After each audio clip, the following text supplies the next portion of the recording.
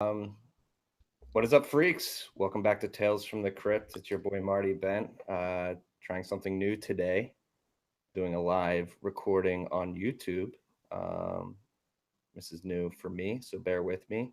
But I'm very excited for today's conversation. We're doing this over YouTube because we cannot get this man in the studio. He's very, very conscious about his security and his OPSEC, and I'm very interested about the conversation we're about to have in regards to Bitcoin.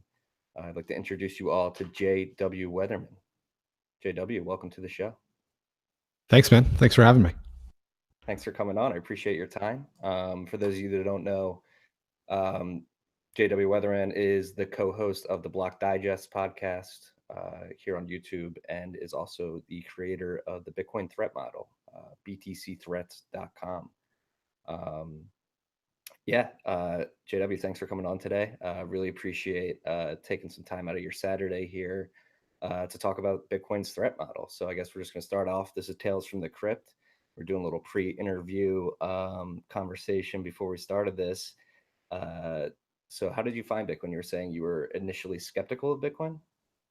Yeah. So I've been in software security for almost a couple decades, something in that range. And when I first heard about Bitcoin, it was from some clients actually, and I had messed around with a few things earlier on, SETI at home, and then I kind of got exposed through IBM. Actually, was really crazy about Second Life for a while, and so they would actually have meetings with consultants in Second Life, IBM, and Linden dollars were being thrown around, and I just thought it was a complete joke. I mean, it was just a waste of time, and it wasn't useful. And the Linden dollars thing was just, it was just digital money, but like not digital money. It was just entries in a database, right? And so when I first heard about Bitcoin from a client, I was like, here we go again. Like these guys are going to have me walking around in a virtual conference room, talking about Linden dollars. Great. I hope I got my bill rate high enough on this one to make it worth it. So I totally dismissed it, and there wasn't a whole lot of interest from sort of the general, say, software security community in Bitcoin for quite a few years. There's still, actually, I would argue, a surprisingly small amount of interest from kind of the broader community. But guys like Dan Kaminsky did do a security review and, had good things to say about it. So I blame myself for sure for not paying attention. But yeah, it was maybe a year ago or something like that I took another look at it, and that's when I decided to do a threat model of it, which is just kind of a systematic security design review. And after I did that, or as I was working on that, I was pretty blown away with how amazing it was, and realized all of these guys that I've looked up to for years were working on it, and just couldn't believe that I missed it. Well, that's the interesting thing I like about your website, or the PDF you have together with all the threats, is that you break it down into software and human sort of threats. And yeah, it's actually one thing I don't know, but I don't know if you know, but I read a newsletter. One thing I talked about today, or excuse me, this week, was Satoshi, and sort of the origin story of Bitcoin, and the fact that Satoshi is anonymous is something that actually helps Bitcoin out in the long run. But if he were to ever come back, that could be a threat to the network, I would argue. It could be, actually. I do address that in the threat model, more related to somebody claiming to be Satoshi, whether it was legitimate or not, is sort of the way that I deal with it. I'm sorry, go ahead. The Craig Wright example in it as an attempt to attack them.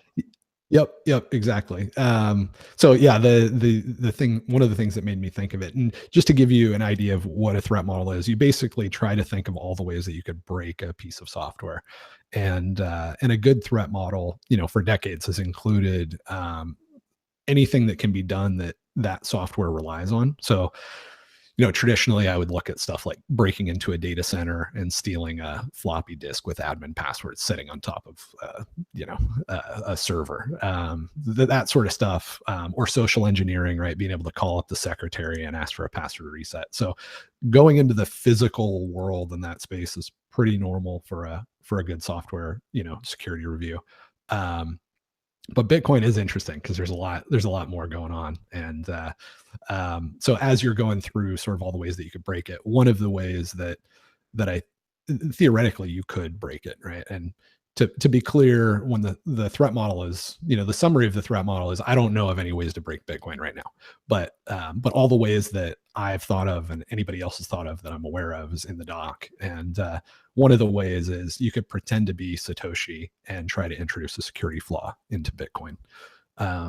And I do believe that's exactly what Craig Wright was doing. Ironically enough, he got debunked by Dan Kaminsky, the guy that did the security review on Bitcoin all those years ago. Dan's got this great post about a cryptographically provable fraud, which I think that may be the only legitimate claim to fame that CSW has. Is there's a lot of people that are in jail right now that are not cryptographically like provable frauds. It'd be beyond the benefit of reasonable doubt, but this guy actually provided enough evidence to where there's not enough molecules in the universe for this guy to be Satoshi. It's a funny attack vector, and it's funny. I mean, Craig's probably wasn't there actually recently like somebody else who was claiming to be Satoshi from New Zealand? Yeah. I didn't even look into it much. Now it just it's just sort of a joke to me, and it was pretty early on because Craig Wright is not exactly he's not a credible sort of pretender to the throne in any way. But yeah, this guy kicking around New Zealand did claim to be Satoshi recently. Yeah. So one thing I'm very interested to talk. So would you consider? I'm very interested to talk about with you is the cypherpunk movement. Would you consider yourself a cypherpunk or? Yeah, absolutely. I'll give you a definition of cypherpunk. It's basically somebody that I would say understands economics and then also understands encryption and how encryption is going to impact the world.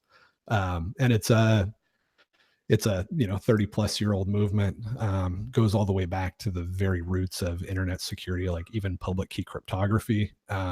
And so SSL or any sort of e-commerce online is completely dependent on public key cryptography. Early cypherpunks are the guys that are responsible for that. They've been responsible for a lot of what we take for granted right now. And they're, I believe they're also responsible for Bitcoin, not just all of the antecedents to Bitcoin, but almost certainly Bitcoin itself, and certainly it's the cypherpunk movement that's responsible for all of the significant developments post the white paper as well. Yeah, the one thing I love about the cypherpunks, from what I read, I mean, just looking at the movement, if you will. I don't know if you would call it that, but yeah, I think that's a fair term. Looking at it from the outside, looking in, and sort of trying to have a little skin in that game. Cypherpunks are obviously hyper focused on security. And the one thing I love about the cypherpunk movement as an observer is you guys are hypercritical of ideas, and you test ideas, take them to their limits, and that's one thing you're doing with the Bitcoin threat model, is trying to show Bitcoin's limits and what we should be aware of and the attack vectors that do exist. And so just having that first principle mentality of security is why I'm sort of drawn to Bitcoin in particular as a project. And then again, the Satoshi narrative. So I'm a big believer in narratives, that humans are very susceptible to falling into narratives, and there's no better narrative in the cryptocurrency world than Bitcoin. I mean, the Satoshi origin story is going to be hard to beat in the long run. And when you couple that with the Lindy effect of Bitcoin being the blockchain with the most longevity, with the highest uptime, the longest uptime across the board, it's going to be hard to beat in the long run. And the only way you're going to be able to beat it is via these threats that you sort of lay out in the Bitcoin threat model. So one thing I wanted to ask you is sort of, Satoshi in the beginning of the cypherpunk movement. Were you on that cryptography mailing list? Um, yeah, but I don't. I feel like saying yes definitely overstates my importance. So Mhm. yeah, I mean, I was. I, yeah, yeah, but I didn't make a significant contribution in any way to Mhm. the cypherpunk movement. So I'm I just do have my own like claims to fame in software security, but they would pale in comparison to anybody like any of the names that would pop into our head, like Adam Back or Wade Dye or Hal Finney or any of those guys. So yeah, saying that I was on the mailing list, or Julian Assange, saying I was on the mailing list definitely makes me sound more important than I am. But yeah. Yeah, and I'm just curious to see how like the nature of that mailing list is. Is it just like it's a blast to everybody and anybody can read what's Yeah, going on and then chime in when they have an idea or a critique? yeah. I mean, it was a completely unedited forum with, I remember, right, about 5,000 people on it, something like that. And most of us just got an email from smart people and read it, right? Um, Most people were not posting, or certainly not posting anything of value. And just kind of observing a bunch of geniuses working on hard problems. Yeah. Um, so I that's think another thing. it's similar to like the Bitcoin dev mailing list now, right? If you join that, anybody can respond, anybody can read it. Yeah. No, that's one thing I actually talked about this week is that like so the cypherpunks they've been congregating online for decades now, talking about these problems in software security and cryptography and eventually economics while trying to make digital money. So a lot of the a lot of people out there when talking about Bitcoin and blockchains and the overarching landscape will say, "Oh, Bitcoin was the first iteration. Like it's going to be the MySpace of cryptocurrencies. Like there's going to be another one to take it over and basically iterate on what it does and do what it does better." But what a lot of people don't realize is that the cypherpunk movement has been working on these technologies for decades and working towards Bitcoin. Like Bitcoin is not something that just showed up out of the blue. Like it was an iteration of technologies that came before it. So if you could help me explain why the Bitcoin is MySpace to an altcoin being Facebook analogy that a lot of people like to make, and sort of helping people realize that no, Bitcoin's actually like the gold caliber of of digital money. It is not sort of the first iteration. Yeah, totally. I think part of the reason that people get caught up in that concept of it just being like a thing that's going to be replaced is that they don't have experience with open source software projects. Mm-hmm. Because an open source software project, it's not really competitive the way like Coke and Pepsi were competitive, right? There's no real secrets, and there's no reason that an open source software project can't take in ideas that are useful somewhere else. Um, and to kind of put it in perspective of history, there all the way back to like 19 maybe early 90s, maybe a little, maybe even late 80s, there was some work being done on this stuff.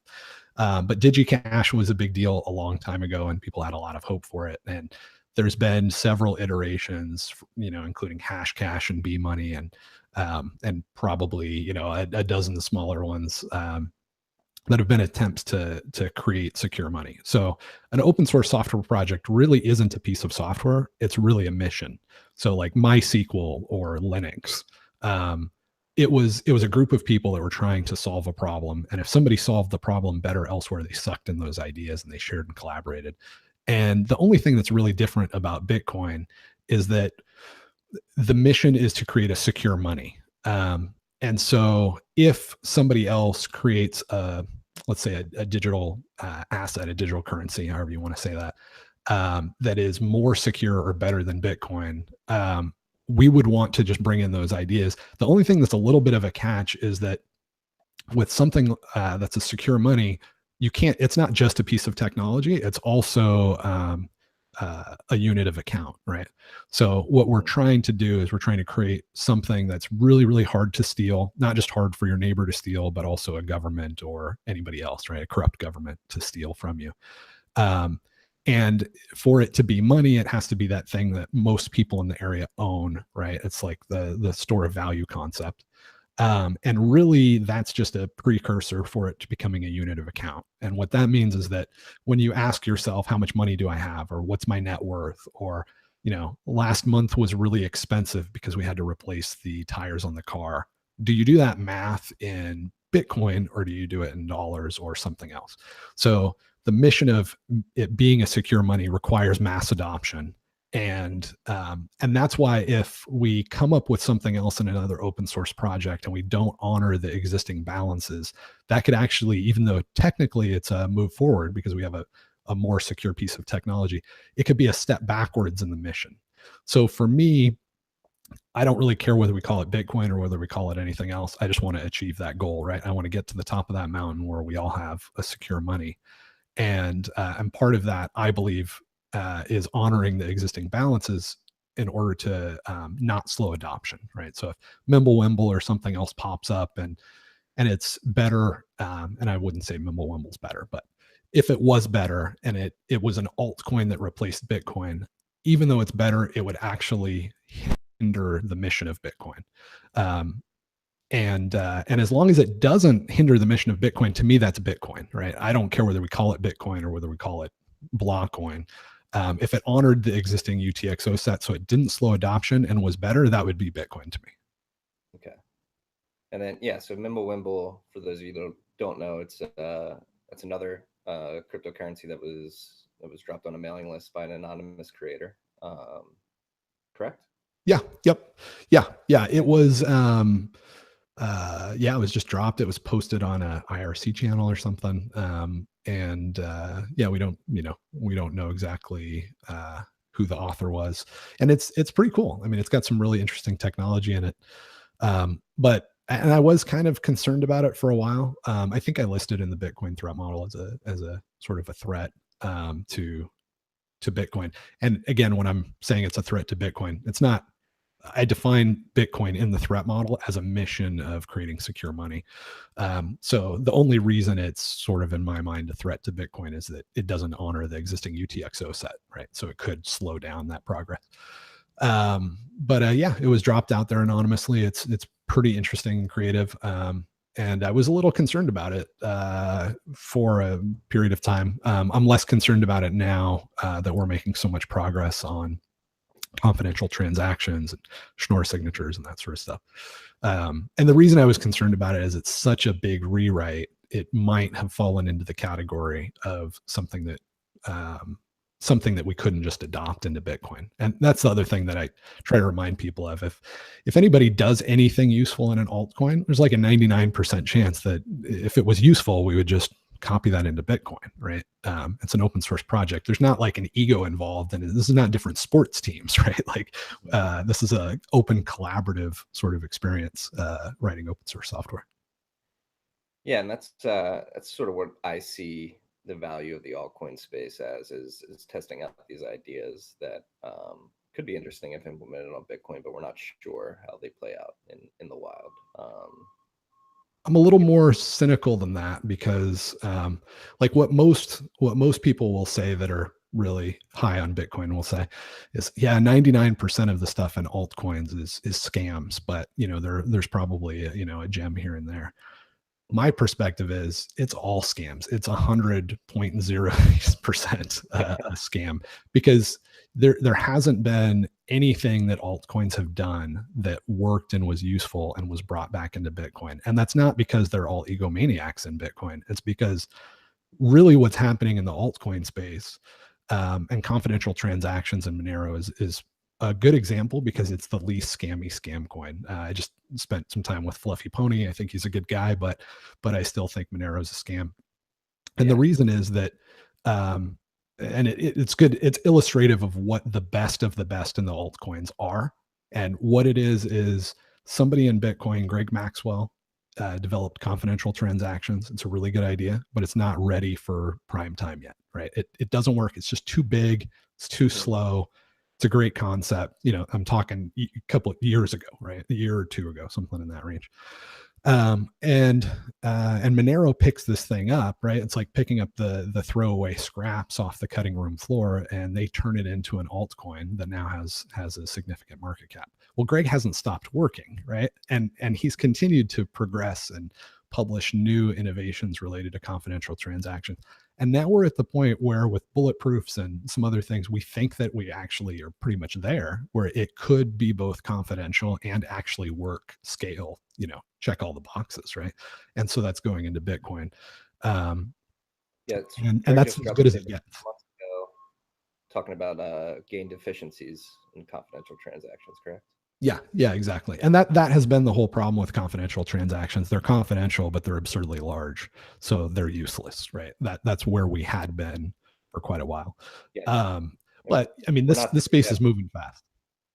Yeah, and that was the gist of the papers, that we're not there yet, but we made some strides in making confidential transactions more efficient. So potentially down the line, they can be efficient enough to be implemented in the protocol. Right, exactly. So yeah, I think the picture that a lot of people have of the altcoins is like this. It's this whole ecosystem of creative things happening, and there's a give and take, and there's strengths and weaknesses.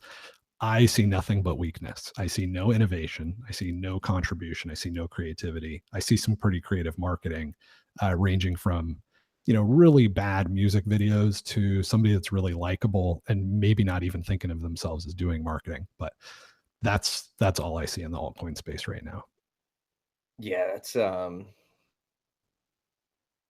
you're correct. I mean, like, especially like with the ICOs and actually Manib Ali from Blockstack, he had a great tweet the other day. It was about basically saying that all these ICOs are disrespecting like legitimate scientific literature that gets put out there in white papers. Now you have people on Fiverr and stuff writing white papers. You can pay somebody $10 to write you a white paper. We actually had somebody at Barstool Sports. We had an ICO like firm.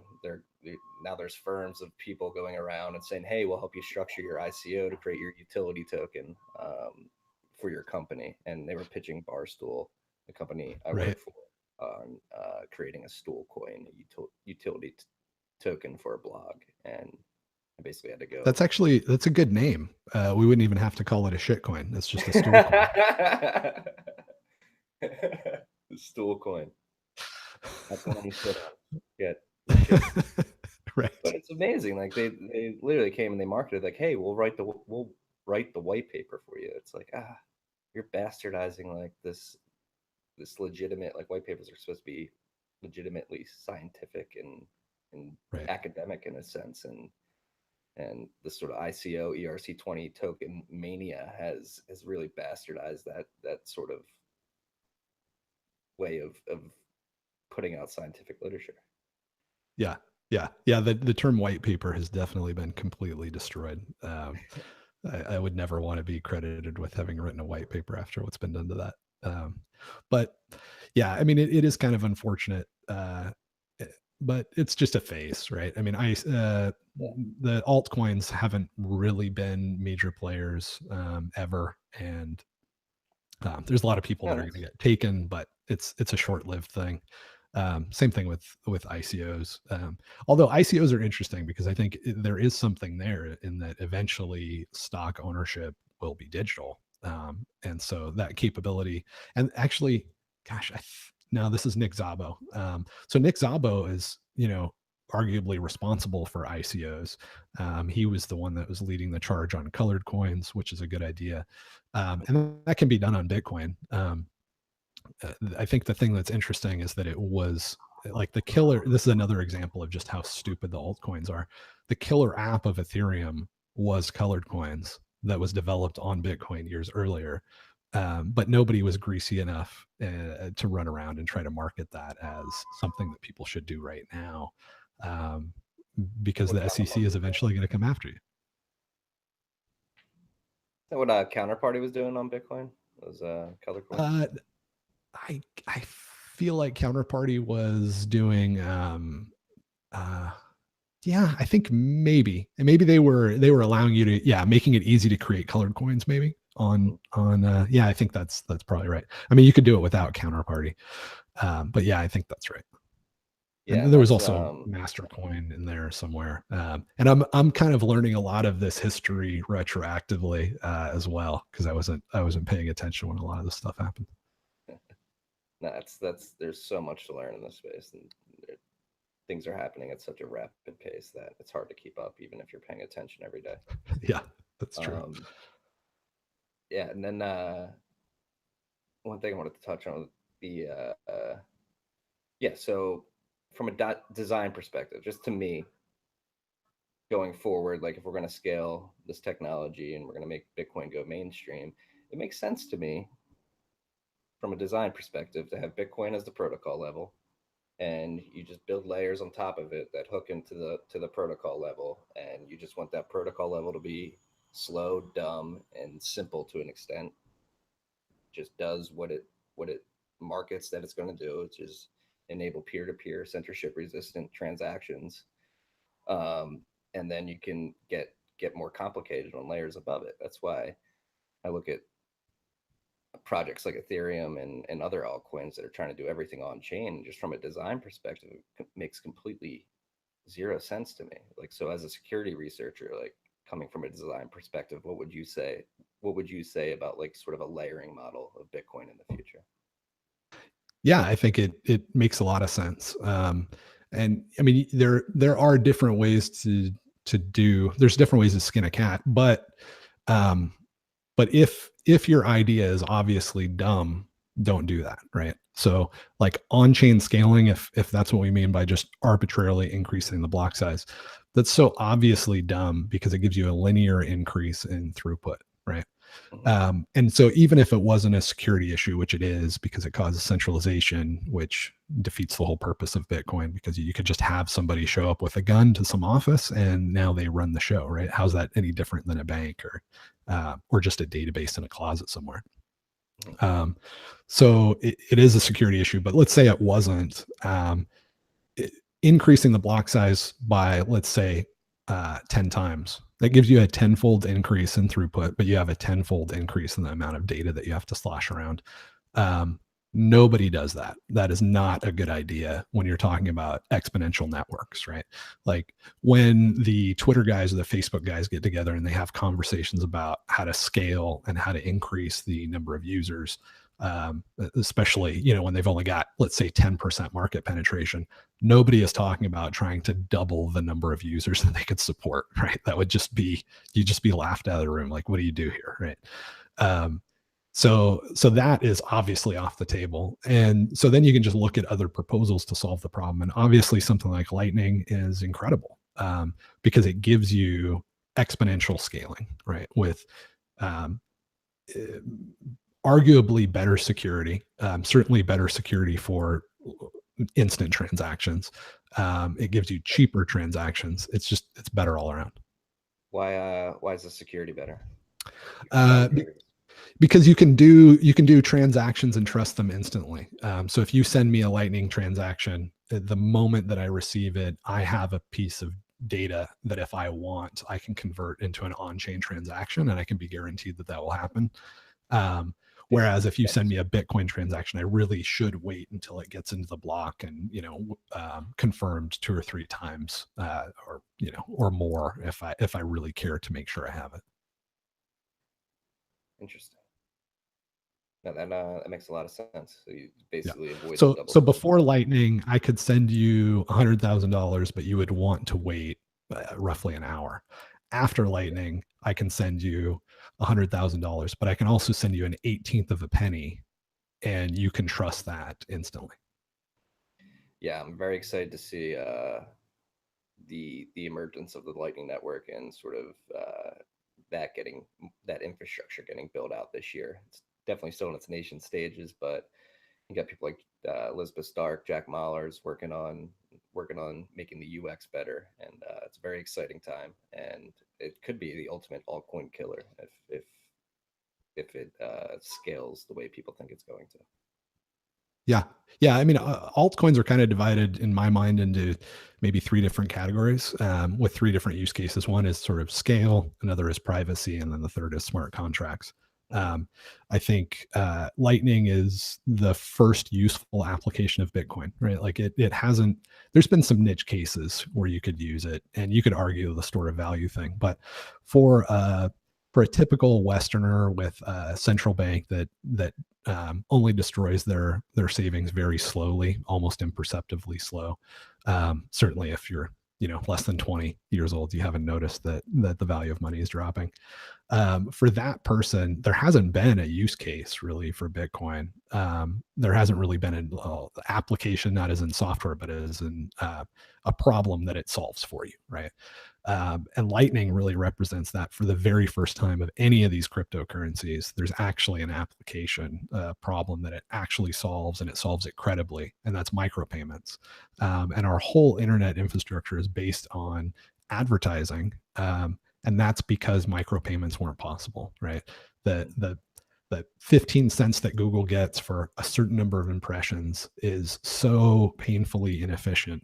But when the minimum transaction that you can do is $3, and you're going to have 10+% fraud built into that, because that's how credit cards work, that's the best that we could do. And so we've built an entire new world, right? Like all of cyberspace is built on this really kind of goofy, inefficient thing that has all kinds of problems, right? Like spam is related to that. Spam in your Twitter feed, spam in your inbox, spam on your cell phone, right? All of this is related to the fact that we can't do micropayments. Um, and Bitcoin has just solved that problem. Mm-hmm. Yeah. So, isn't there like a similar to a 404 error when they originally built the internet? They wanted to have a native payments layer, but it was never like argued Yeah, that I think possible I until think there Bitcoin. was some. Yeah, there was probably some proposals to do some of that sort of stuff in TCP/IP. I mean, Hashcash was sort of an idea to deal with that problem also, where you'd have to do a certain amount of computation for somebody to receive an email from you.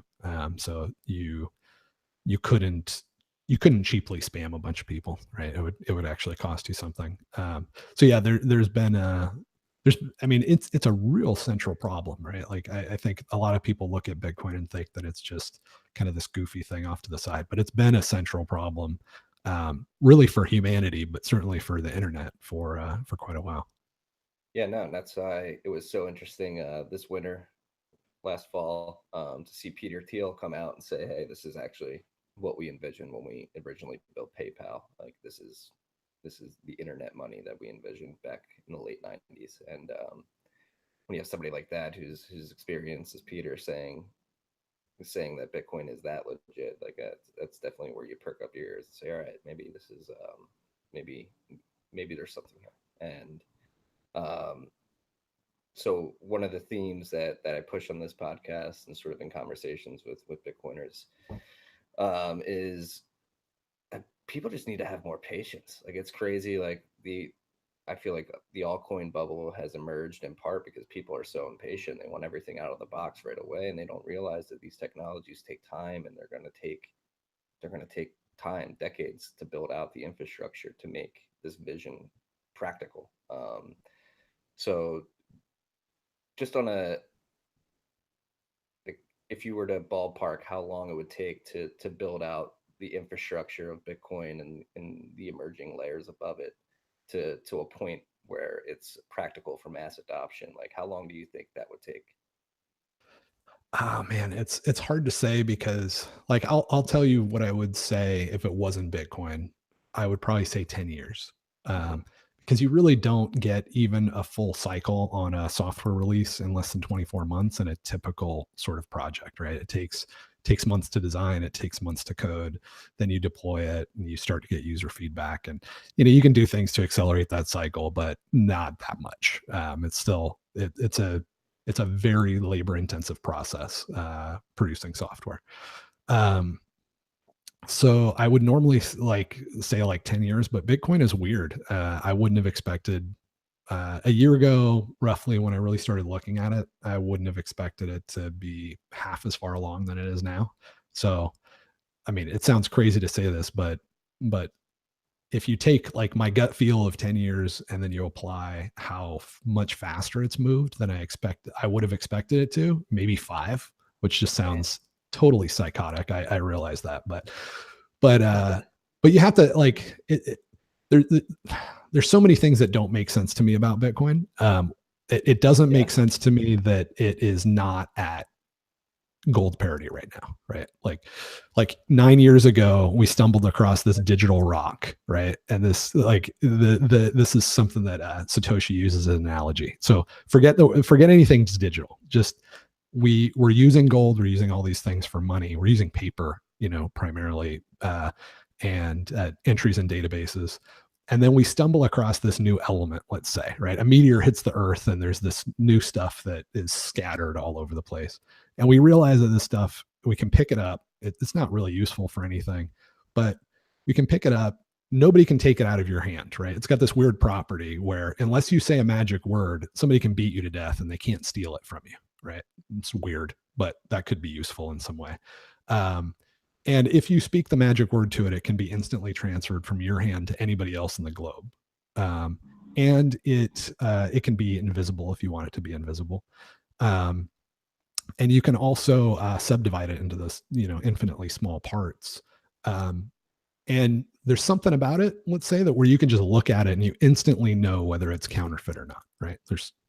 As soon as that existed, I would expect pretty rapid transformation of the world, right? And we've seen it in a way, but it's 9 years. Yeah. And one of the ways you could explain that is that we've been adding some of those elements, right? The confidentiality still isn't even there. But it is kind of weird. It's very weird. And I think part of the reason why people haven't had the reaction that you were expecting is because people don't really understand what money is. Most people don't at least. If you have conversations with people, I've said this many times, like, that's one of my favorite questions to ask people when we start talking about Bitcoin. They're like, how is it money? I'm like, all right, then what is money? Like, what do you think money is? And then you pull out a dollar bill and you say, what does this represent? And 5 out of 10 times, at least in conversations that I've had, people are like, oh yeah, that's backed by gold. And like, it's like, no, it's not backed by gold anymore. Like, people don't understand what money is. And because of that, I don't think they can see the novelty in Bitcoin and how big of a transformation it really is, or how big of a upgrade it really is to the current money that we're using. Yep, I think that's fair. And actually, I should say that was one of the things that kept me from. When I first heard about Bitcoin, I didn't understand economics enough to where it wouldn't have clicked for me. Probably anyway. Even if I got the technology, I probably would have believed some fallacy about the velocity of money or the need to have a military behind it or something like that. Because I really didn't get into economics until maybe 2011, and it took me about 4 years of pretty intensive study before it all kind of gelled. Yeah, that's what I decided to study in college, was economics, and very lucky that I did, because I just happened to stumble upon the Bitcoin white paper while writing a paper on monetary policy. That's how I found Bitcoin. Very happy to study that. So if anybody's interested in learning more about economics, I definitely recommend Human Action by Mises. It's a thick book, but it's very understandable. Yeah, Pierre Richard was one of my first guests on this podcast, and he was telling everybody how he sleeps with a copy of that book next to him. I'll just wake up and read random passages. Yeah. But one thing you mentioned there is that money. Some people think money needs a government backing it with the military, but that's a good segue into possible threats. So a lot of questions that I get about Bitcoin is like, well, there's Bitcoin, it's cool and all, but like eventually like a government's going to shut it down and create their own cryptocurrency, and everybody's just going to use that. So I think this is a good opportunity to maybe talk about some threats from governments. Yeah. Written about. So what do you think the biggest threat via to Bitcoin from a government would be? Well, so let's play that out. We could kind of I won't look at the threat model, although I'm tempted to, as far as try to be systematic. But you guys can make fun of me later when I forget stuff that's in the threat model. But so let's kind of on the fly threat model this, right? So you have this digital currency, or you have this thing called Bitcoin, and the government wants to destroy it. One of the ways that they could do that is they could create an alternative currency, right? They could say, all right, we're just going to make the dollar digital. Well, that doesn't make sense, because the only reason people are adopting Bitcoin is that it works better than the dollar does right now, and the dollar's already digital. So in order for them to get people to adopt the dollar, let's say willingly first, they would have to make the dollar as useful or more useful than Bitcoin. And in order to do that, and get people to be attracted to it and invest in it, one of the things they'd have to do is they'd have to stop increasing the supply of new dollars, because as they do that, the value goes down. But the problem with that is that that's where they so what I'm doing is I'm kind of going through, okay, I want to kill this thing, I'm going to try this sword, oh, that won't work for this reason, right? That's basically what a threat model is. So if they wanted to do that, they'd have to stop printing new dollars, right? And some people believe that Bitcoin is going to cause central banks to do that. But what they fail to remember is, and you could see this play out, actually, it's interesting. In the UK, they were apparently, the left hand didn't know what the right hand was doing, and everybody got really excited about a digital pound. I believe it was a digital pound. And they got pretty far along in development, and then somebody said, whoa, we're not doing this. And the reason is that it's like somebody walked in the room and said, don't you guys know what scam we're running here? Like, we cannot do a digital, we can't digitize this thing and be open and honest and transparent and have a fixed supply, because that's not the business that we're in, right? If I can't print new dollars and steal everybody's savings, why would I even show up to work? So they could do it, but why bother, right? Why not just adopt Bitcoin at that point and save yourself the trouble of trying to code this thing up? And so I think that's not much of a threat, right? Government's actually creating something that's useful. That's just not the business that they're in. They're not confident enough for that. Yeah. And I mean, really, the reason that governments, their business model is to be able to steal individuals' savings and assets through taxation and inflation. And so it's certainly not in their interest to create an untraceable digital cash with a fixed supply, because they should just retire at that point. So I would say that's not much of a threat. I think another one that people are concerned about is that governments will just use violence. They won't actually create something that people would choose to use if they had a choice, but they'll use violence to force people. And that's not an unreasonable perspective, because that's what they've done in the past with legal tender laws and other things that that pump up certain assets.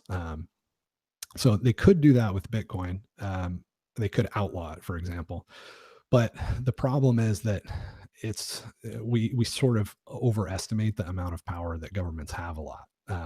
They're kind of like a mafia, and even a mafia was very concerned about their public relations, right? They even took the time to hand out turkeys at Thanksgiving and do things like that, because it's far more cost effective than just killing people all the time. It's really hard to kill people all the time and make money doing that.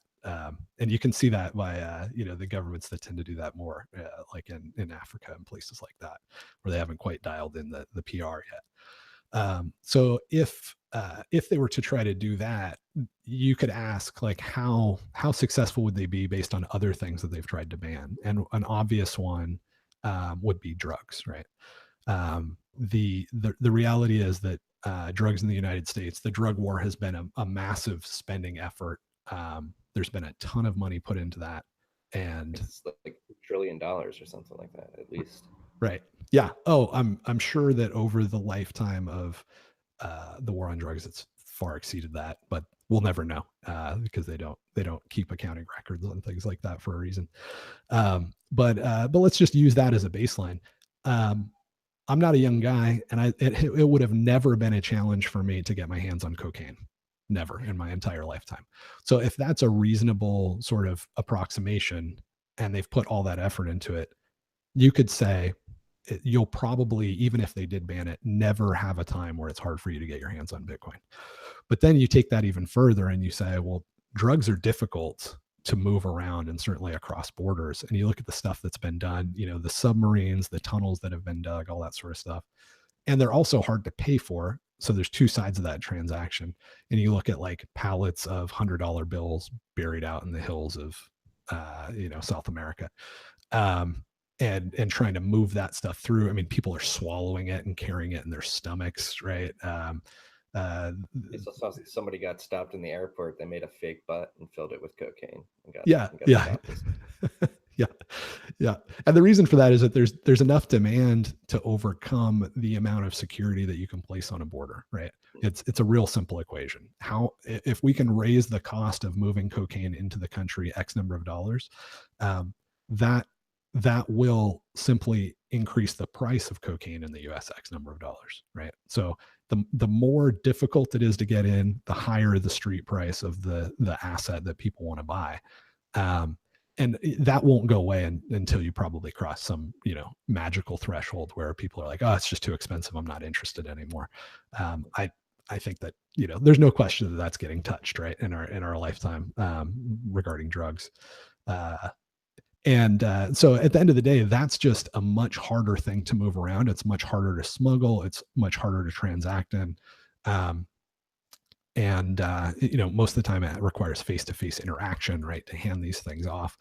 So I would say that Bitcoin would probably be, I don't know, 1,000 times more expensive to ban than illegal drug use in the United States.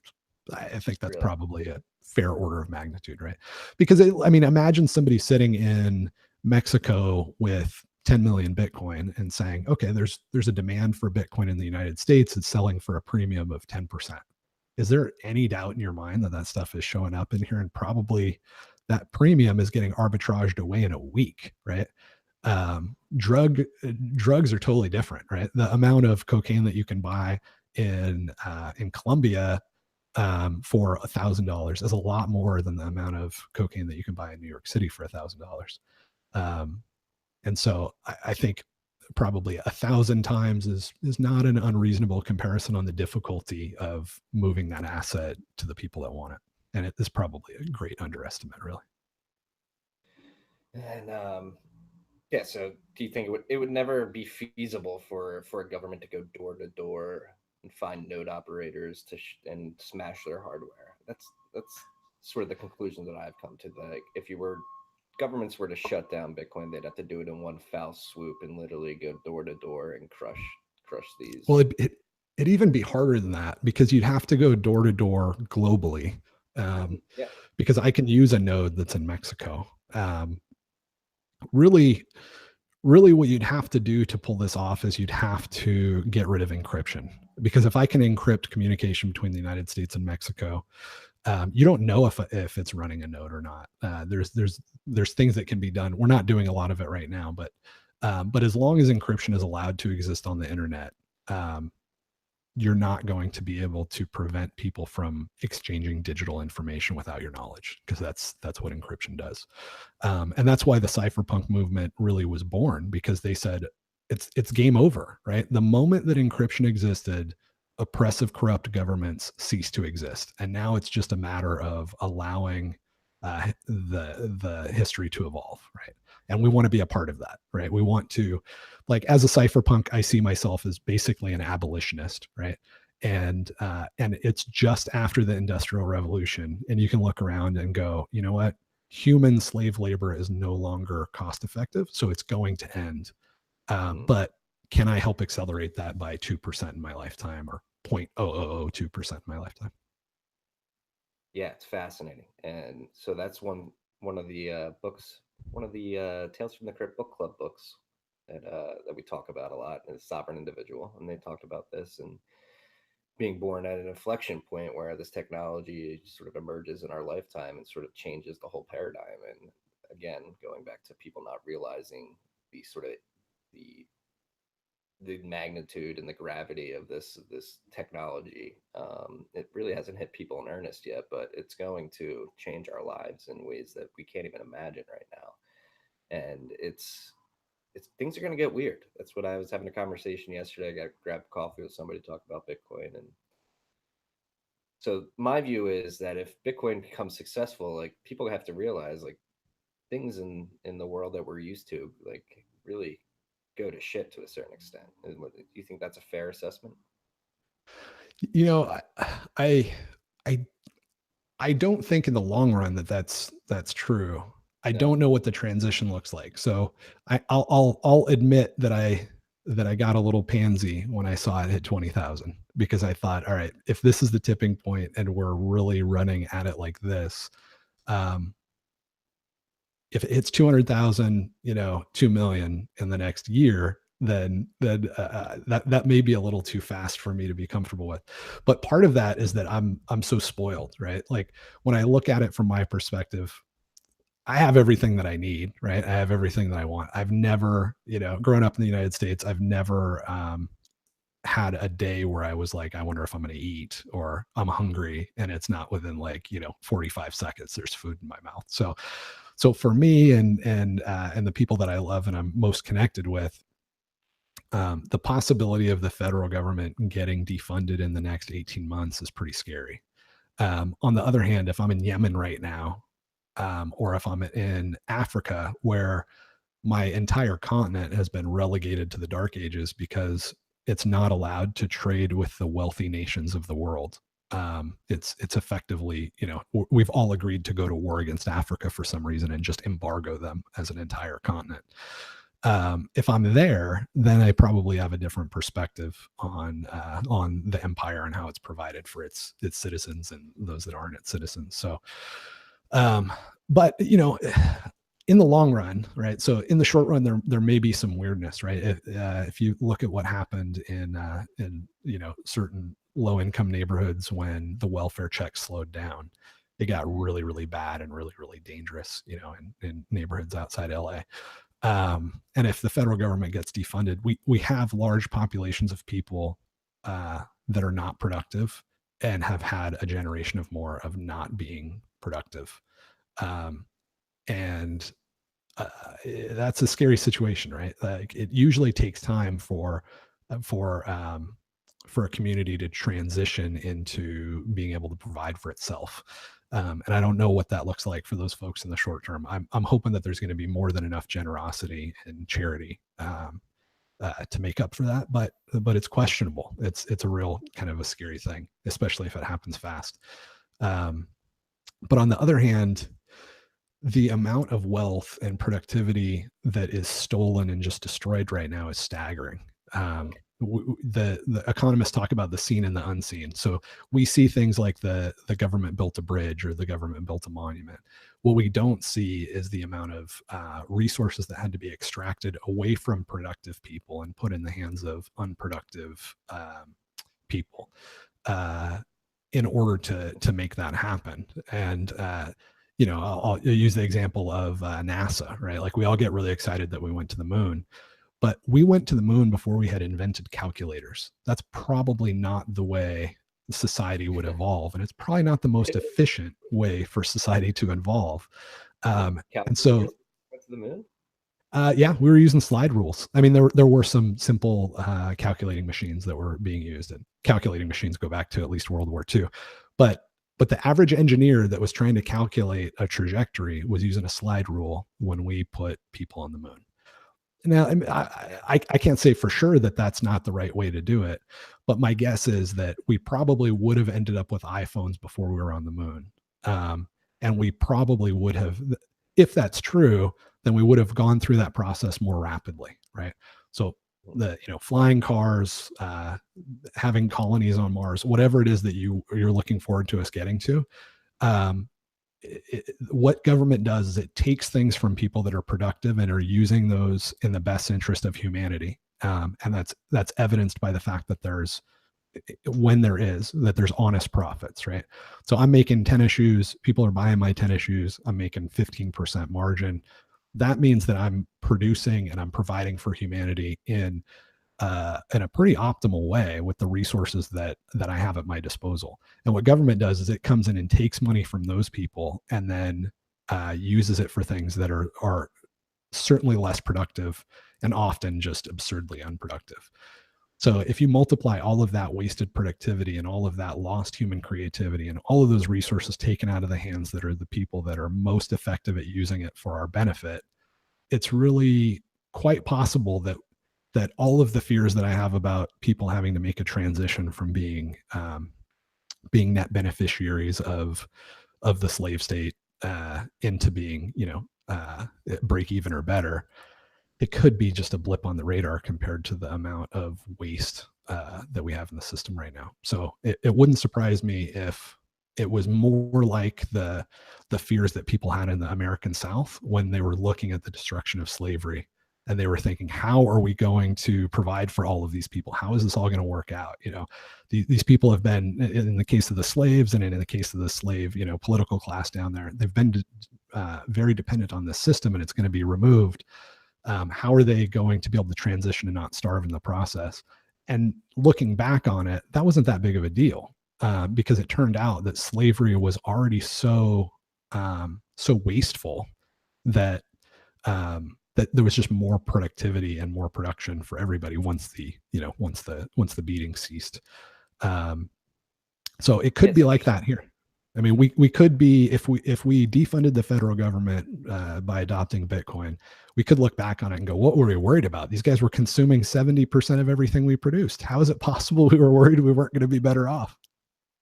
That's what a lot of people are scared, though. A lot of people can't envision a world without a government. Yeah, it's a big change. I mean, it's a really, really, really big change. But a lot of people couldn't envision a world without racial slavery in the South. If you've grown up under it, it's really hard to imagine a world without it. And we're also entering a phase of like human existence that it's probably more akin to if slavery was global. Right. And everybody had been raised in some form of slavery for thousands of years, and then it went away. I think that's probably more on the order of magnitude. Monetary system. Yeah, exactly. Yep. So my definition of slavery, I also have a human threat model up on my website. Those are the two things that I'm most proud of, is the Bitcoin threat model and the human threat model. And the human threat model basically looks at humanity as if it's an open source project, and looks at all the different ways that you could attack humanity and prevent it from accomplishing its mission. And I assume that humanity's mission is to make the world delightful, right? And so basically some form of slavery is the only way that you could do that, because periodic raids are just not as cost effective, and we've over time we've evolved to select things that are really cost effective. So racial slavery, not as cost effective way for me to take your stuff from you on a regular basis. So again, let's assume my definition of slavery for the moment, and that is that I periodically take your stuff from you. If you're Chinese and I'm white, and I say, okay, you're going to be the slave class, right? And we're just going to oppress you, and we're going to take your stuff periodically. That's not super cost effective, because you're going to want to kill me, and you're going to work really hard to do that, right? Given the opportunity, I'm a dead man. And in addition to that, you're going to work as little as possible, right? You're not motivated to produce. So there's all kinds of downsides to that, and really, after the Industrial Revolution, that relationship no longer worked, because I would have to put so much resources into beating you into submission that you wouldn't produce that much. And once we have mechanical labor and factories, it's much better if I just don't treat you as badly and give you some tools, right? So that's why racial slavery ended. To bring that to kind of where we're at now, modern day slavery has evolved to where I take your stuff by just printing dollars, right? I force you through the threat of violence to use dollars or yen or whatever. And then I either tax you periodically, right? I just make you write me a check. But that's got some downsides, right? I mean, it works, it's still viable. But if you know anything about it, like a cash business that operates in the United States or in France, those people don't pay taxes, and so that's kind of a downside, right? Hmm. It's a big cost for me as the slave owner to be able to just take to force you to write checks, because I have to know how much you make as far as income if I'm taxing you based on that. And if I tax you based on the property that you own, that gets a little dicey, because then I end up having to take property from old people or sick people. And so I got to keep that rate really low to where that doesn't happen too often, or you get really pissed off and try to kill me, right? The best way that we found so far to maintain that relationship of slave and slave owner is I force you to use dollars, and within a couple of generations, you don't even notice. You don't know that it's not backed by gold. You don't know if I'm taking gold out of the vault. You don't know that the Fed doesn't get audited, and that they've told Congress if we ever got audited, the whole system would fall apart, right? Like, you're just not aware of these sort of random things that economists and anarcho-capitalist weirdos are into.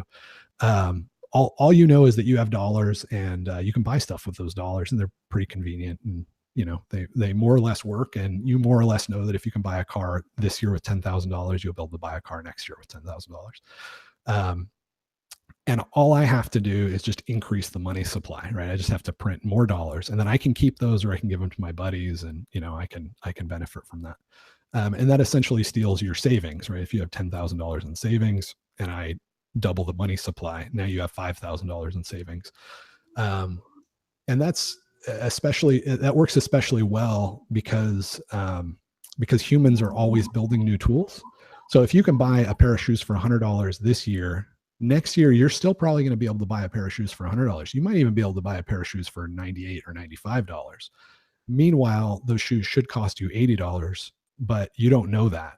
So I've stolen from you in a way that you don't even realize that you're poor from, because I've basically stolen the productivity of you and your peers, without anybody's knowledge. So that's really cost effective. And especially if I can create economic theories, and teach those economic theories to you from, 5, 6 years old in school, that I'm just looking out for you and I'm trying to stimulate the economy, and I've got to keep your crazy animal spirits in check or whatever. That's another layer of really cost effective PR.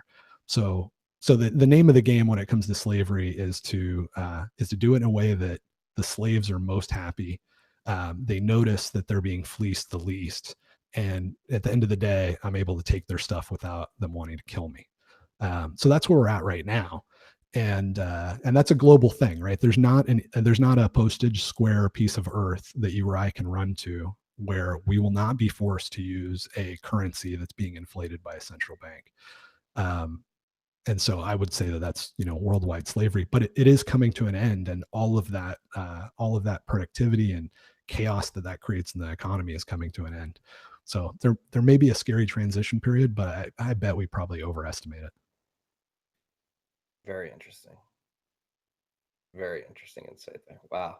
Um, that's a touchy subject. People don't even like to say the word slavery. They get freaked out by it. Talk about to talk about it in this way, but I think it's important. And like you said, people are just sort of passive and sort of passive. Uh, they're really don't even understand what's happening to them. I mean, when you talk about the nature of fiat money and how it works and how it's created and what that means, is that, like you said, like people are just born into the system and don't realize what's happening to them. They just expect, hey, this is the way the world works. But that's why I've been drawn to Bitcoin, uh, in particular, is because, hey, this is going to change the way the world works. And that's one thing that they talked about in the sovereign individual. As soon as you have these cyber monies that are cryptograph that are encrypted, or excuse me, that are secured with encryption, that no government can confiscate, it's going to completely flip the table and mark the death of the nation state. And again, going back to what I was saying earlier, like people can't imagine a world without a government. So sort of maybe this is something we can dive into, is what would a post nation state world look like, in which we have a monetary system built on something like Bitcoin. Um, Yeah. Yeah. I do kind of want to throw out a, I don't know, sort of a disclaimer. And that is that when a lot of people hear me say, I consider myself a slave, they think, what a selfish, like self-absorbed person, right? Like you're sitting there in air conditioning and climate control and, you know, you've never had to be concerned about how much steak you can afford, right? Because it's like, yeah, it's not even a stressor in your life, right? If you want to go to the grocery store and grab, you know, 5 tomatoes and a steak, right? It's not going to even impact your budget in a massive way, right? And that's all true. And I'm super grateful for that, and I feel like I do take that for granted, and I think we all take that for granted. I can't imagine what it would be like to be in a world where, you know, a significant number of people die in childhood, right? I know that exists in certain parts of the world, but still in a very small degree compared to what it was in the United States, you know, 150 years ago. So it's not that I'm not grateful. It's just that I'm grateful not to the state and not to the government for providing that, because I don't believe that they have. I'm grateful to all of the creative people in the world that have created a world in which I could be born into like that. And all the people that have worked hard and built tools and then handed those to their children over hundreds and hundreds of years that's resulted in this environment. And I'm not grateful to the state that has taken the tools out of those people's hands and used them in inefficient ways to cause things that are not as productive. So I think that's important to point out. You would argue we've gotten to where we are in spite of the government. Yeah, exactly. Yep. That's a good way to say it. Okay, so what does a world look like without a government? I think one of the things that I would say is that I'm not sure that what anarcho-capitalists, Murray Rothbard is the guy that's most at the forefront of this. For living figures, you can look up Hans Hermann Hoppe. A good book would be Democracy, the God That Failed.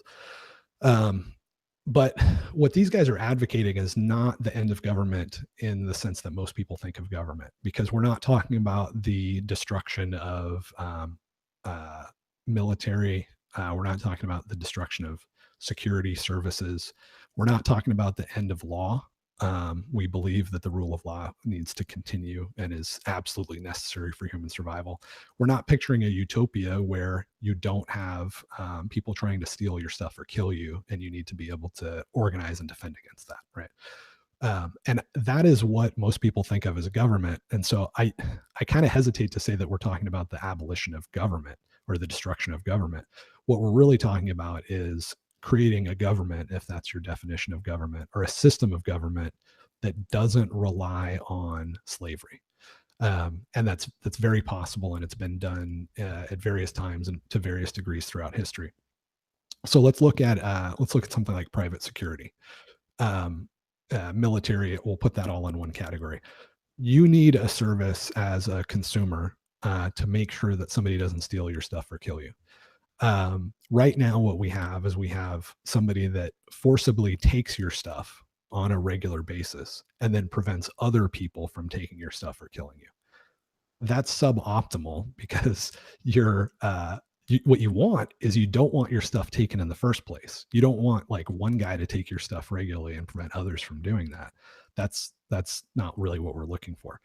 So one way that could be provided for is the same way that we have food provided for. Food is just essential to your and my survival, arguably more so than security services and defense. And that. What's that? Yeah, exactly. It's higher on the hierarchy. Who is that? His name's slipping my mind. Maslow. Yeah, exactly. Yeah. So, and you could say water too, right? But we'll use food because it's most obviously provided for by the free market. You don't need, in order to be able to get tomatoes, you don't need a single provider of tomatoes that shows up at your house and extracts money from you and then provides you tomatoes on a regular basis. somehow inexplicably, a bunch of free people work really, really hard every day to find ways to provide you tomatoes as cheaply as possible. These things are imported from all kinds of different parts of the world when the temperature is right.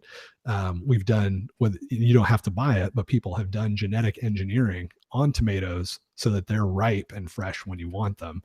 And all of that happened without the government. So there's no good argument to say that the government doesn't have to provide you food. And many people have argued that governments do have to provide food, incidentally, throughout history. But it's so patently absurd now that it's really tried. Especially when our government designates pizza sauce as a vegetable. You don't even really know it. Right. Yeah. They're not good at really anything except for, in a lot of people's mind, they're not good at anything except for providing defense.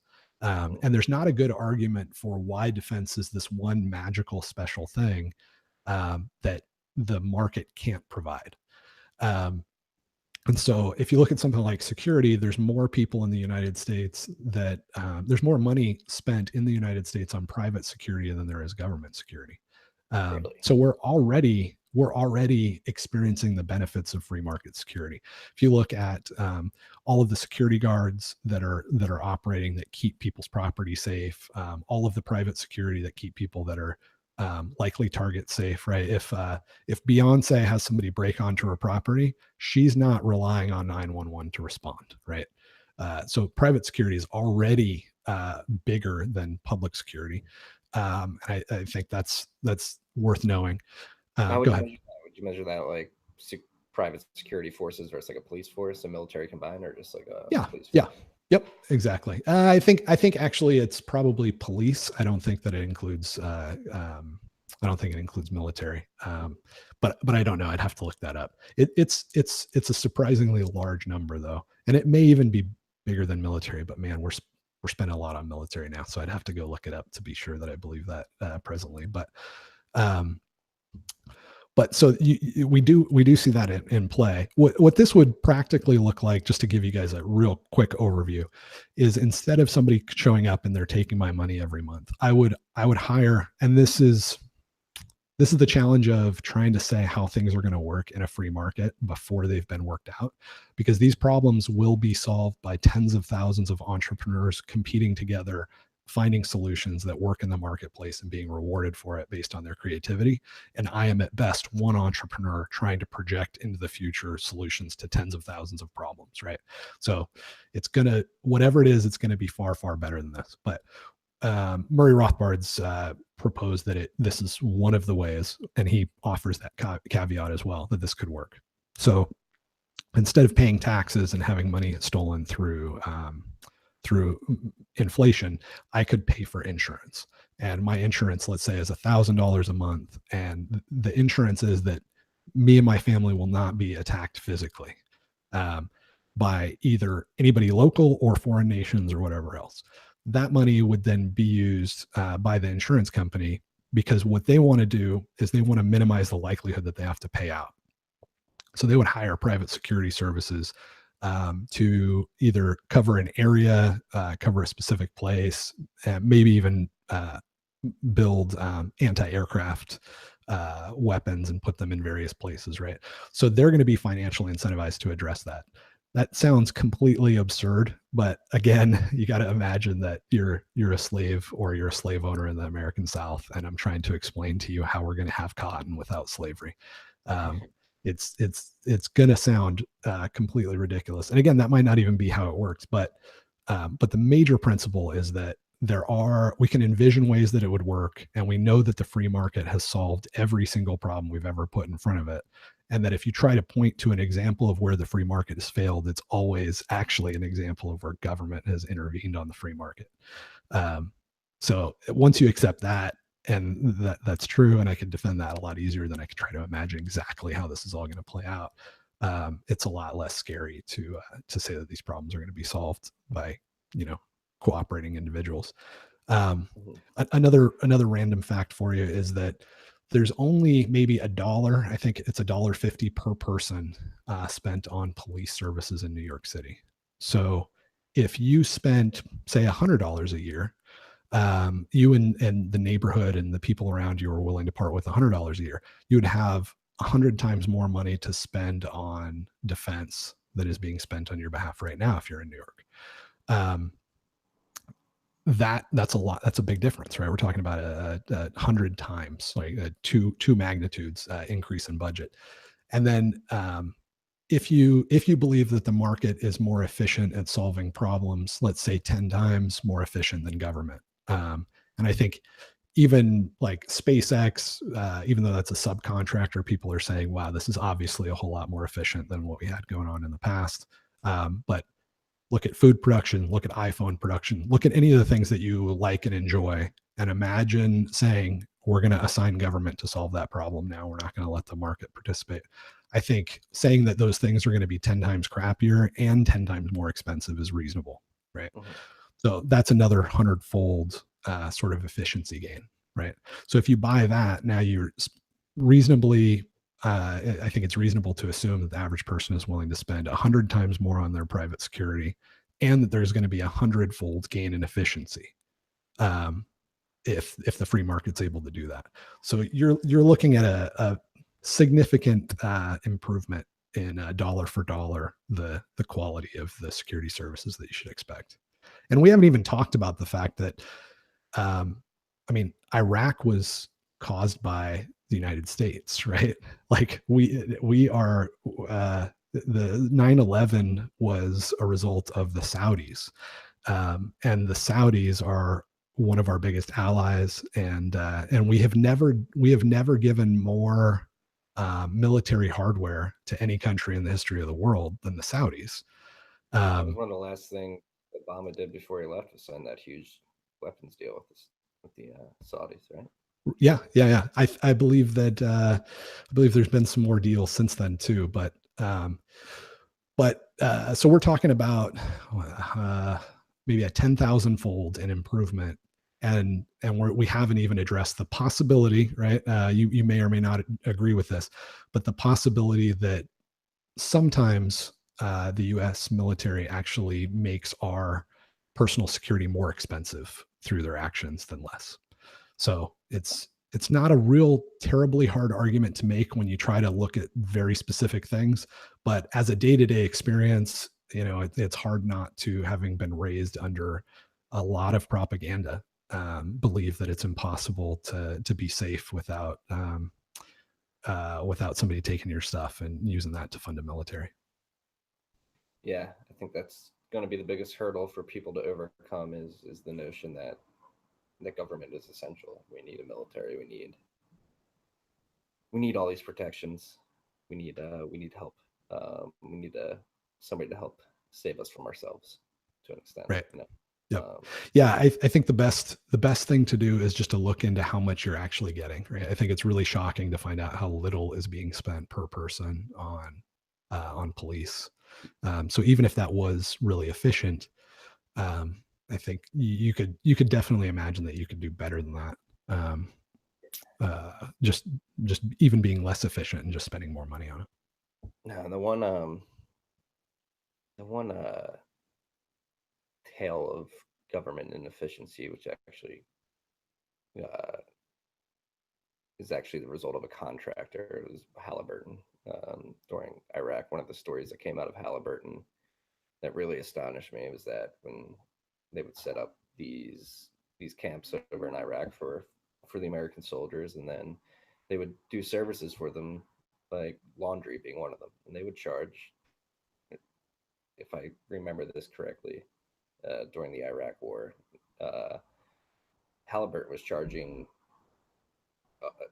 members of the military like $100 to do their laundry, and then they would return it, and these soldiers would get their laundry back, and it would either be dirtier than when they gave it to Halliburton, or it would just be like they weren't even doing laundry correct, and they were forcing soldiers to pay $100 to do their laundry while they're at war, and that blew my mind. And that's something that taxpayers we're paying Halliburton to. Yep. Yeah. What we're really looking for with through anarcho-capitalism or the cypherpunk movement is a system where everybody is incentivized to do the right thing. So we can look at somebody like somebody that's operating government. Let's say that you're a police chief of a small town, and you know that the only way that you're going to be paid more is if you have more police officers reporting to you, you have more of a budget, right? Um, and the only way your popularity is going to go up is if crime is a bigger issue than it is right now. So we can look at that guy and we can say, well, no, we're going to buy into the myth of the selfless public servant. We believe that this guy has no interest in it for himself, and that he's Jesus incarnate again, and that all he's going to do is care for the needs of others, and he's going to make all of his day-to-day decisions based on that. That's maybe not the most absurd assumption, so we'll go with that for a minute. If he does that, he's going to do things that keep crime low, right? Little decisions throughout the day that nobody would even notice, that result in over 10,000 decisions in a year, a significant impact, right? But now let's assume that he has a family. Now we've gone even more absurd, because we have to assume that this guy is not only going to make decisions for the community, for the betterment of the community, but he's okay with not being able to pay for his kids' college, right? He's okay with his wife having to go to work and take his kids and put them in daycare, and he's okay with all of these things that maybe are not in his family's best interest. So now what we're having to do is assume that this poor guy is not only going to sacrifice himself, but he's going to sacrifice his own loved ones for the benefit of strangers that he doesn't know.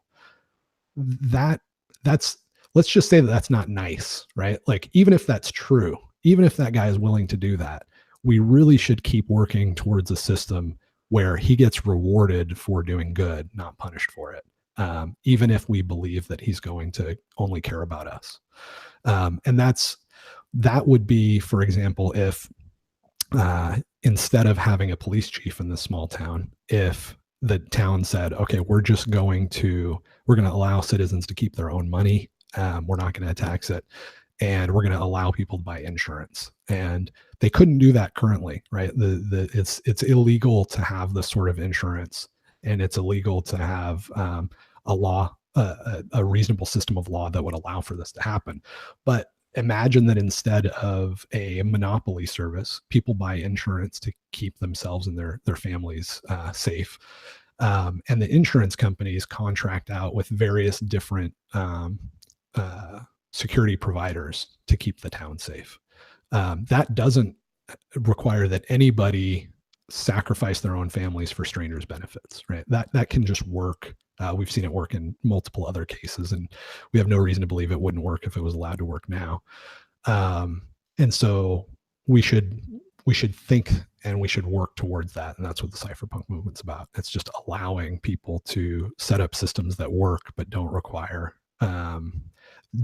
ridiculous human behavior, and don't require violence against innocent people.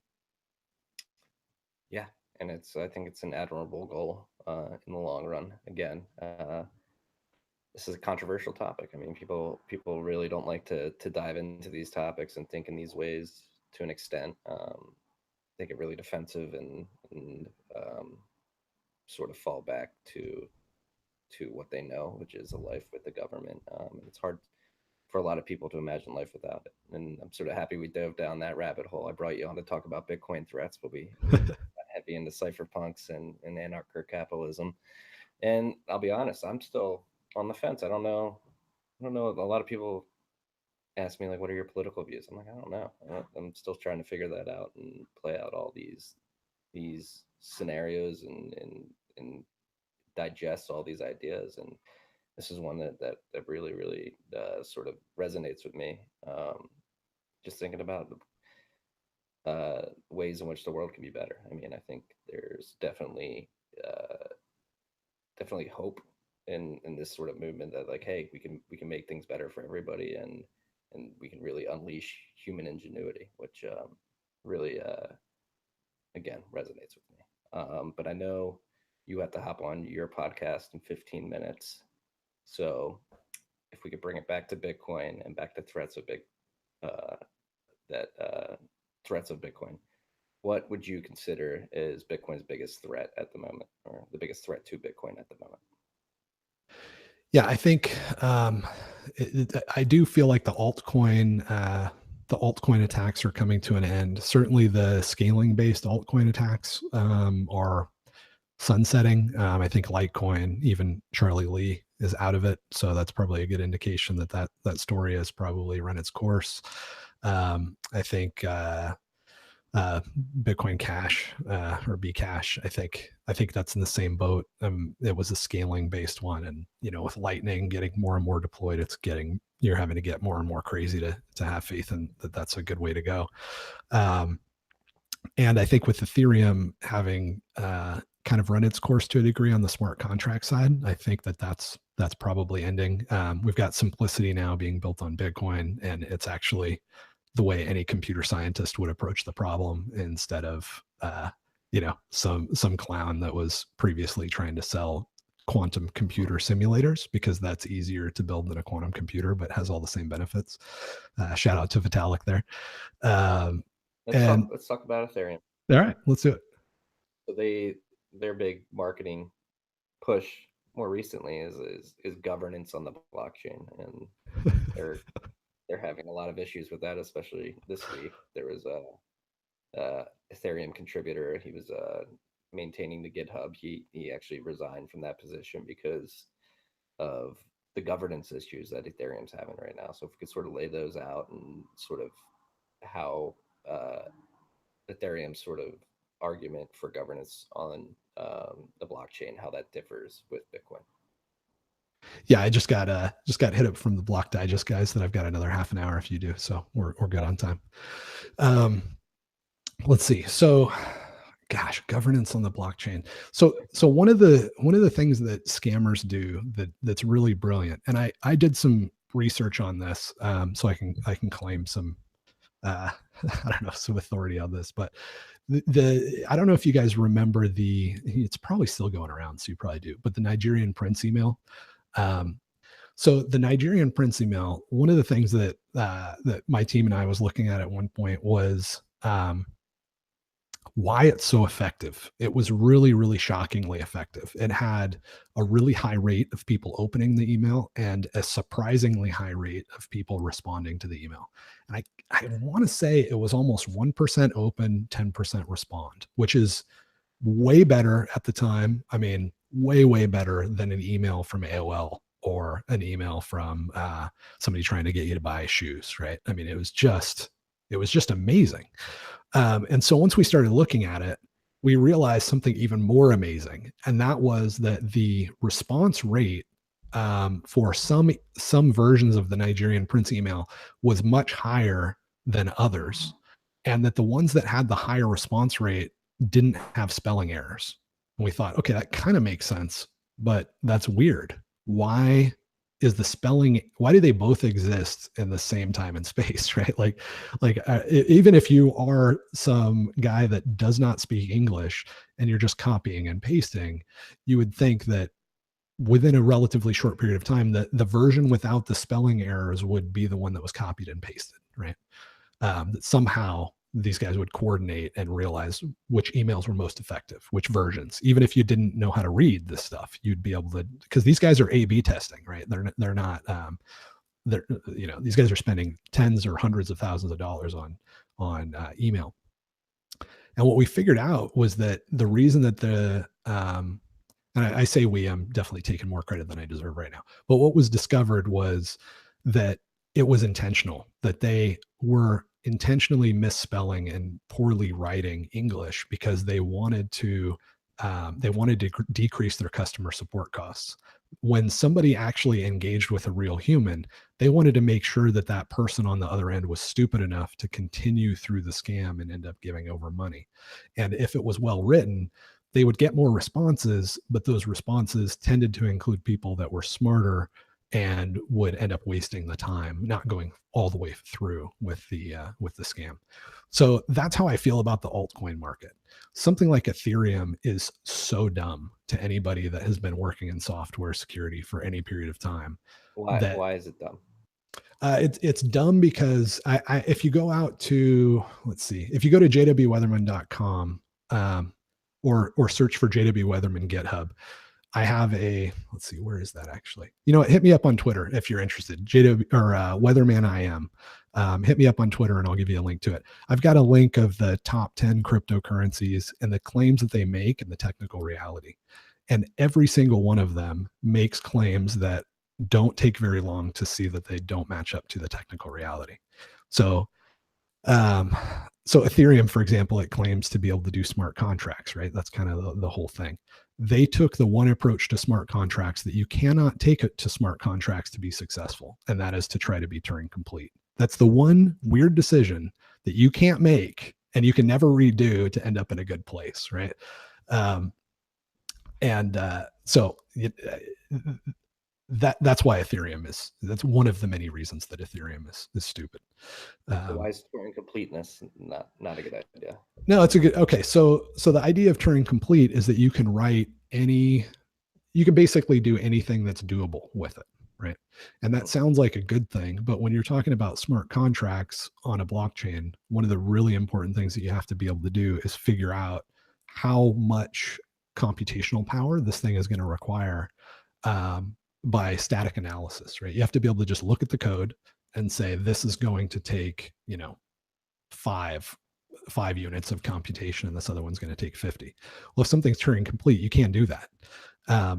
And you don't need Turing completeness for smart contracts because you're not going to build Facebook on top of a blockchain that only gets registered every 10 minutes and is the most inefficient database that humanity has ever conceived of, right? So you can sacrifice that Turing completeness, and you can come up with something that is simpler, easier, more understandable to humans, more predictable, but also something that can be subject to static analysis.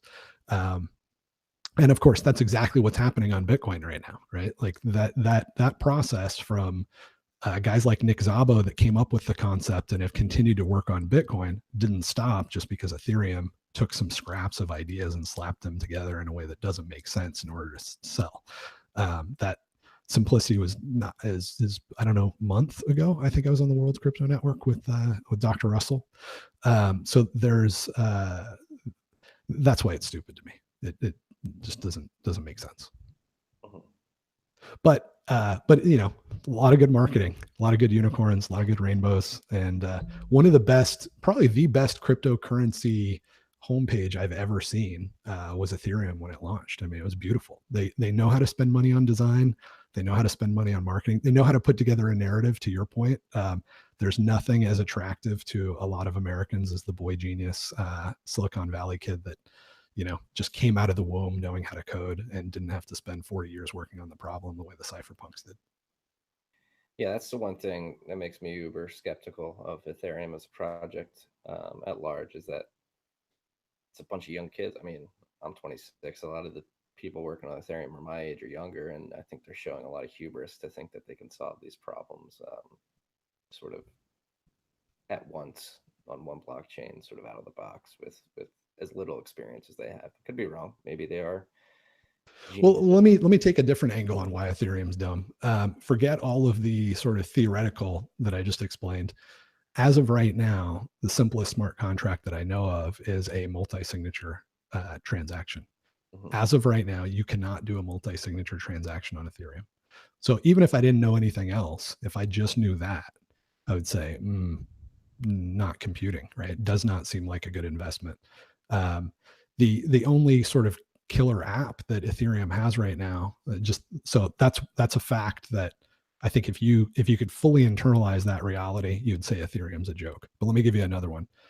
The only application that's really active right now is cryptocurrency or CryptoKitties, right? And CryptoKitties is essentially pictures of cats that you can buy and sell. Okay, that in of itself should throw up some red flags, but let's just say that it doesn't matter because it could be pictures of anything, right? It's a digital asset and it's being exchanged, and that's interesting. The problem is that even the CryptoKitty folks do not use Ethereum to secure the CryptoKitties. there is no use of the security capabilities of Ethereum to make sure that double spends and exchanges don't happen on CryptoKitties. That's all handled in a database that's completely unrelated. So even the use of trading pictures of cats on Ethereum is vaporware. Yeah, because the CryptoKitties company that started it, right? They hold it on their servers, right? Exactly. Yeah. So I mean, it really feels like the Nigerian Prince effect, right? Like how many of these one random facts that just show complete absurdity can exist while people are still excited about Ethereum. And I know I'm kind of insulting a lot of people right now, and I don't mean to because all of this stuff is so new and it's just this tidal wave of crazy concepts, right? Like just this interview, I feel bad for anybody that just walked in and heard me talk about the end of the federal government, Bitcoin, Ethereum, all this stuff. Like you don't have to be dumb to be overwhelmed. And I think they're definitely taking advantage of that moment in time. But again, it's just a moment of time, and I think you can see. I mean, the value of Ethereum is still high. Here's another random fact for you. In the year 2140, there will be 21 million Bitcoin, because Bitcoin is every 4 years the number of Bitcoins emitted or newly awarded per 10 minutes gets cut in half. Right now, every 10 minutes we give out 12 and a half as a reward to people running the supercomputers that or running parts of the supercomputer that secures Bitcoin and its transactions. In the year 2140, that stops. There'll be 21 million Bitcoins total, and we'll be fully dependent on transaction fees to secure the Bitcoin network. How many Ethereum do you think will exist in the year 2140? If you get within an order of magnitude, I'll send you a Bitcoin. Don't search, don't look, don't go to my spreadsheet where I calculate it. Just throw that out there. Give me a guess. So Italic said like 103 million if they transition to POS, but that's going to be hard. So I don't know, a trillion. That's a reasonable guess. You're actually pretty close, but no. And you're not within or you're not within an order of magnitude, so I don't owe you a Bitcoin. 11 quad with a Q, 11 quadrillion. And the reason for that is that Ethereum produces a 10% inflation rate per year. So if there was a million this year, there'd be 1.1 million next year. And after that, there'd be 1.21 million, right? And it doesn't sound like much after 2 years because we've only gone up by 21%, something like that. But if you extrapolate that out 120 years, imagine that you could have a guaranteed 10% return on a bond and you held that for 100 years. There's almost no way you couldn't be a rich man, right?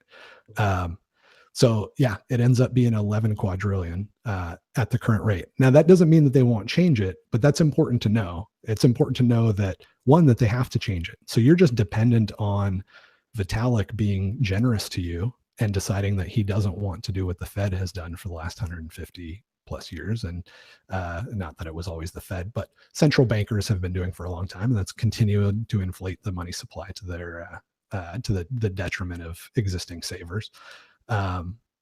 But the fact that that's even possible tells you how much you are dependent on the goodness of Vitalik. Why not just be dependent on Janet Yellen or whoever is running the Fed? Because those guys have actually been a lot more generous to you than 10% per year. Those guys have only been inflating the money supply maybe 6 or 7% per year. If you're pessimistic like me, I mean, they claim it's 2 or 3%, but I don't think that's certainly not in the last few years, but on average, I don't think anybody assumes that the dollar has been inflating 10% per year. Even the most hardcore gold bugs, I don't think throw out numbers like that. And that's the way Ethereum works. And you're right; they have said that if they switch to proof of stake, they can change that. But proof of stake is ridiculous also, and there's a reason that there's not a single cryptocurrency running on proof of stake right now, and there never will be. Why is proof of stake ridiculous? Why do you think there'll never be one running on it? It's a good question. So the first question to ask is what problem does proof of work solve? And the answer is that anybody can take a look at the Bitcoin blockchain and they can be confident beyond any doubt that billions of dollars have been spent in ordering transactions, billions of dollars in electricity and time and effort. And based on the amount of resources that's been dedicated to ordering those transactions, you can be confident in all of the existing balances, right? And you can be confident that there's not more than 16 million coins at play right now, which is important when you're investing in a cryptocurrency. Shout out to Ethereum. When you buy something, you should figure out what percentage of the total supply you're buying, not just what the arbitrary unit value is. That's important, right? It's important to know all of these things when you're a newcomer into the system. Proof of stake doesn't even attempt to solve that problem. So a newcomer coming into the system has to trust everybody that's in play right now.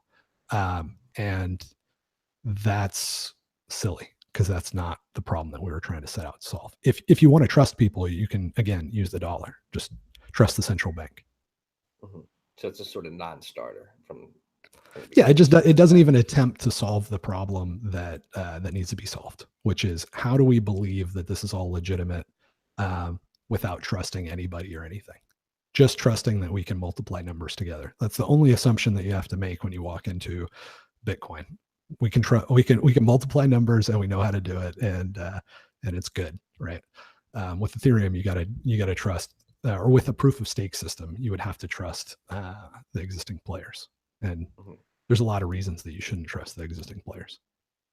And that's it's interesting. There's so many people fascinated with proof of stake and so focused on it. And it's, I mean, I agree with you. I don't think you should have to trust anybody when it comes to cryptocurrencies. Like it's a non-starter for me. Like you shouldn't trust anybody. You should be able to download the software and verify yourself. Like, right. I think the reason people are fascinated with it is that there's the ability to say, hey, Bitcoin's cool, but it's got its problems, and that gets people really excited about getting in on the next one. But that kind of goes back to just not understanding how open source software development works. It's not that sort of environment where there's a lot of secrets being kept and the next big thing is going to be something different. The next big thing is just the next push of Bitcoin, right? It's the next release. It's Schnorr signatures. It's whatever creative thing anybody in the world has come up with. That's the next big thing, and it's going to appear in Bitcoin. But that's foreign. It's weird. It's not the way that a lot of people are used to thinking about it. Yeah, and that's sort of been my thesis, and what I've been sort of shopping around telling people in this space, that like I think the first 2 decades, we're almost through the first one. By this time next year, we'll be a decade into this experiment. And I think for like the first 2 decades, maybe less, maybe it happens quicker, like you were saying earlier. Like just people are sprinting out of the gate, hanging on the buzzwords, like and trying to make a quick buck and ruining reputations sort of by putting their necks out there and completely getting sort of the innovation of these technologies wrong out of the gate and sort of trying to apply them to old world structures that we're used to. And they're going to find out that it just doesn't work that way. And like you're saying, with the nature of open source software is a variable in that thesis, is like people are trying to apply sort of an app building mentality or company building mentality to these cryptocurrencies. It just doesn't make logical sense from a design perspective. Again, going back to design. And then what Pierre and I were talking when he was on the podcast a few months ago is like, just think about like the company I work for, Barstool Sports. We're a blog, we're a CMS, we're a content management system built on WordPress. It's hard enough to get that blog to work for millions of people. And that's a centralized app that we build in-house, and we get to decide what gets pushed. And then when you throw in open source software and you have people, a distributed team coordinating around the world, it's magnitudes of order harder to make these protocols and these systems work seamlessly. And to think that you're going to be able to create like a world computer built on a blockchain with a distributed system and do it in a way that is successful out of the box, just it logically doesn't matter. The chances of that happening are slim in my mind. Yeah, and you're also going to do that without the participation of 98% of the open source community that's been working on that problem for 30 plus years. And I mean, at this point, part of the reason I feel like the Ethereum story is over is that even Vitalik has been tweeting out like, there's other interesting applications other than being like, I'll say government resistant, right? Or immutable, I think is the exact word that he used. So there's other interesting applications for blockchain that don't have to be immutable. No, there isn't, because the whole point of blockchain is to be a new security technology that is not cost effective to attack and doesn't require any trust. So if he's giving up on that, that's great. He can go compete with MySQL and all of the other technologies that solve the problem that he's interested in solving, whatever that is. I think he's got some efficiency problems to deal with there, but yeah, I mean, the narrative is just getting more and more ludicrous. So your original question was what's next for attacks on Bitcoin, right? I feel like the altcoin attacks are kind of working their way out of the system. I think they've had their moment in the sun, but I think they're ending. One of the attacks that I think is interesting, and I was pretty worried about it maybe 3 weeks ago, is Paul Stork with Truthcoin and the attempt to create drive chains. So drive chains has been touted as this great technology, and I have that in the Bitcoin threat model. It's actually the only new category of threat I think I've had to add since I wrote it a couple months ago, maybe 6 months ago now. And basically, if an attacker wanted to create an insecure layer 2 protocol, right? So Lightning is a layer 2 protocol. Federated side chains is a layer 2 protocol. If somebody wanted to create an insecure layer 2 protocol, what they could do is encourage people to move Bitcoin into that layer 2 protocol and then hack it themselves and take all the funds out of it. And that would be, somewhat of a windfall. But they could make that attack even more profitable if they short Bitcoin. So if they know they're about to, let's say, there's $200 million in a side chain, they know they're, excuse me, they know they're about to drain the funds out of it. That's a great short opportunity. And you can make a whole lot more than $200 million if you can short Bitcoin before there's a big security issue with it. So that was an attack that I was really concerned about. And I went back and forth with Paul Stork. The initial engagement that I had with him was around, hey, I know a lot of people are giving you crap over this thing, but let's just do a threat model, man, because it sounds really cool. I'm really excited about side chains. From what I've heard, it sounds good. So I don't know why everybody's kind of throwing you garbage. Let's do a threat model, and we can go systematically through everybody's concerns like I did with Bitcoin and prove that it's fine. But really early into that process with Paul, it became obvious that it's not fine, that if 51% of the miners want to, they can take all of the money out of the side chain. And his security solutions for that, or the safeguards that he envisions for that, is one, we can do an Ethereum style soft fork and overwrite that transaction, because the funds that you can steal require that they be locked up for, say, 90 days. And during that period of time, everybody can see, oh, those funds are being stolen.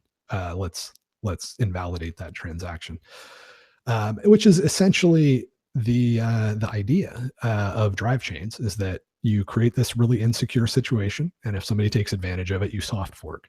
To me, that is the antithesis of a security solution, right? I mean, if the solution is you just completely blow off a nuke, right, and you just give up on the whole concept of having an immutable blockchain, and we just become Ethereum.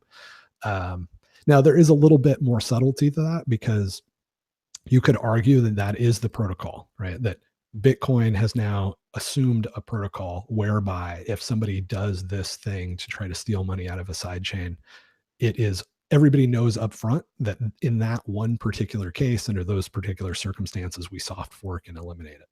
I don't like that argument, but I'm trying not to straw man the other side. I'm trying to strong man the other argument. And the reason that I don't like that argument is that I don't think most people, even if I could get my head around that and say, okay, that's part of the protocol is to rewrite the protocol. Like, even if I could accept that sort of what I feel like is circular logic, but it's not totally right. Like there's a human element to the Bitcoin protocol. And so, but even if I could get my head around that, it still doesn't make it a less effective attack, because I still believe that you could drain the funds, or you could at least begin to drain the funds. And I do believe that a lot of people would be confused by that. And I also don't know that you could coordinate, and this is the whole point of Bitcoin again. I don't know you could coordinate everybody on the globe to upgrade their Bitcoin software to ignore that transaction. And it sets a terrible precedent, right? So I have a lot of concerns with the design, and I don't know if it is stopped. I feel like I have a good safeguard for that, which is essentially if somebody starts putting money into a side chain, I'm going to throw up a web page and I'm going to start getting people to support withdrawing all the funds publicly. Like we're just going to say, hey, we're at 2% hash power and all that money's ours. Hey, we're at 5% hash power. I think that's the best thing we could do to reduce the chances that people put a lot of money into the side chain, and that they're unaware of the risks. So I feel a lot better about it post that. But from what I can tell, they're still working on that code, and so I'd say that's still something that I see on the horizon as an attack. Yeah, that'll be an interesting one. Paul's been talking about drive chain for years now. Admittedly, I researched them, think they're interesting, but again, that sort of depending on miners not being malicious, um, is something I don't know how comfortable I am with that either, because you're really putting a lot of trust into the miners when you get into drive chains. Right now, you trust miners to a degree, but not really, because the worst thing that can happen is a miner could either deny, if somebody has 51% of the hash power, they could either deny your transaction being executed, they could ignore it and thereby censor it, or if they coordinated with somebody that was paying you a large amount, it would have to be a lot, right? So let's say you're selling your house for $1 million. If they wanted to go through the effort of coordinating, they could allow you to receive $1 million in Bitcoin and then overwrite that transaction within some period of time. And so maybe you wait the reasonable 60 minutes and then sign the deed. And then at 80 minutes, they overwrite the transaction, which is something that they could do. So note to everybody, if we ever get really concerned about miner centralization, just wait much longer for your transactions to be confirmed.